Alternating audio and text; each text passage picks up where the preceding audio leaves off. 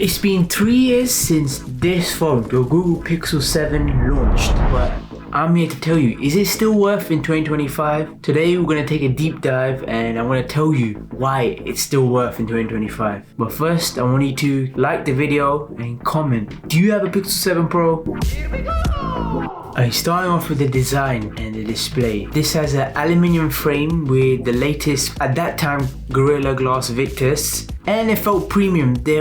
I barely had any scratches on it. There's only some dents, as you can see on the side of the phone, which over time accumulated. I ended up buying skin from, I'll leave a link below what website, but I forgot what website it was. But I ended up getting a clear skin, and at that time didn't like the clear skin, so I removed it and put this carbon fiber, as you can see, and it's removed it from the top here because the top bit was just peeling off. Like back then, this was considered as a thin phone, but in today's standards, I'll say just an average phone. A 6.7 QHD, so an 82K display at 120 Hz. It being a Samsung display, you knew you were gonna get punchy, rich colors from the display. And it had adaptive refresh rates going from, I think, 5 Hz to 120, which would save a ton of battery.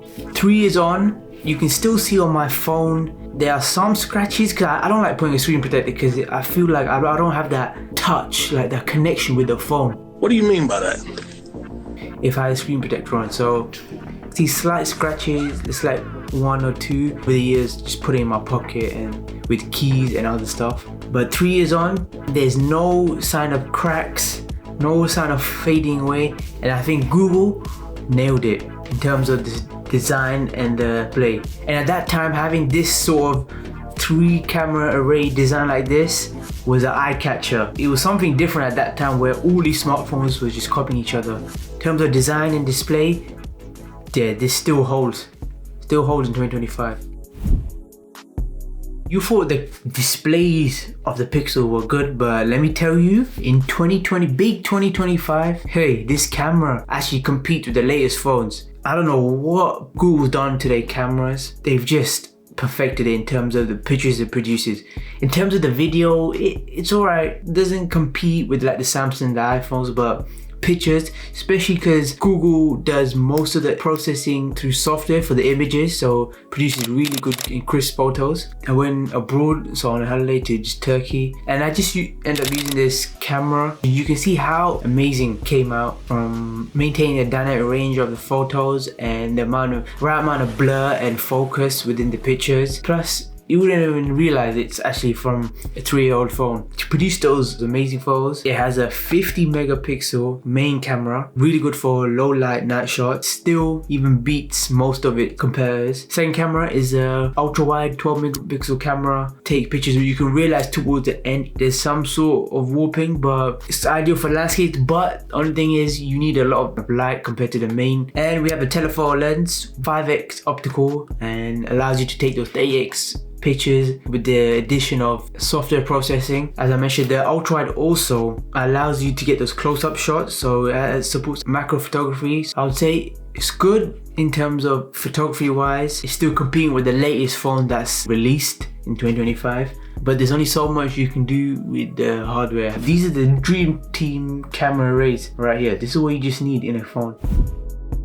Moving on, we have battery life. I would say at that time, within the first year of me having the phone, it was really good. I just was charging it once a day. Over time, you know how battery gets, it starts to degrade and performance is not what it used to be. So I end up finding myself charging it 3 times in a day or 2 times in a day. It has a 5,000 milliamp battery within the phone. It was solid back in the day, but now you're seeing phones with like 6,000. After 3 years, as I mentioned, degradation happens. I'm not sure how much the capacity of the battery is. Like, it's probably a 90% of the full capacity. And also charging. So that's the thing that I was disappointed in Google, because at those times you were getting like phones like OnePlus which were charging at 50 volt or even 60 volt fast charger, but this was only charging at 30 volts, which would get you around 50% in 30 minutes. But with the solid battery at that time, it really held up, so it wasn't too fast. I would say kind of made it a bit worse because I felt like with the combination of like my battery degrading, the software updates, it started to draw a lot more power.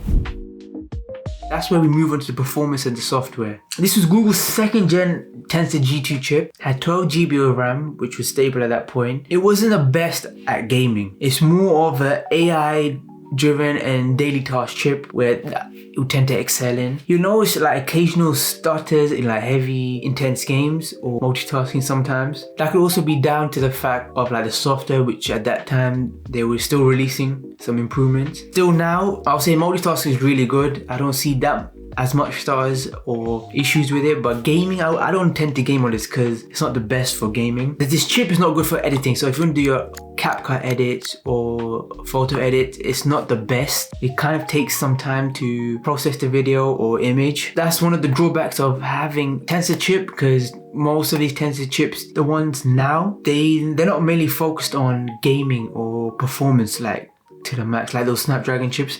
Mainly focused on optimizing AI features within the app, so like circle search or photo editing within the Google Photo app. In terms of the software and the performance, really good. I would say it still holds in 2025 for performance, but not gaming. I would say just play the light game, like you play Candy Crush or these word search games, type of low intense games pretty much. 3 years later, Pixel still remains a compelling pick, especially if you're looking for one that's under $500, £400. It nails like the photo game, sensational display.